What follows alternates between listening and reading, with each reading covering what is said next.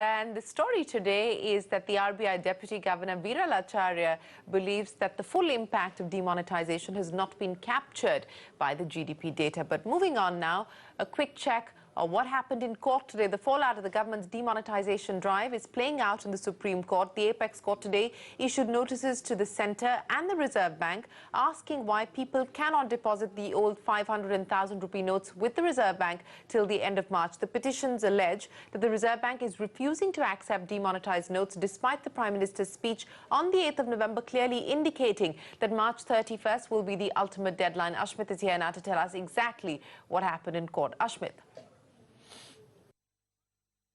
Right, so the demonetization worries for the government not over as yet.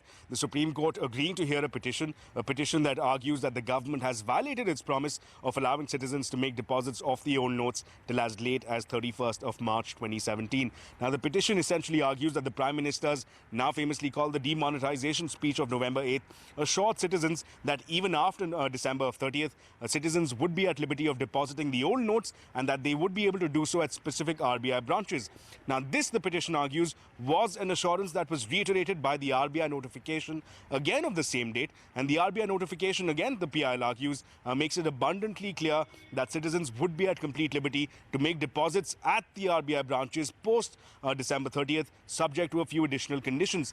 Now, this petition, this position, this assurance, the petition argues, has been reversed by the ordinance of December 30th. The petition goes on to argue that the ordinance runs against the assurances that were given by none other than the Prime Minister himself, by the RBI itself, and that this violates rights of its citizens. The assurances that were given have not come through. Now, this important consideration, the Supreme Court has agreed to hear this petition.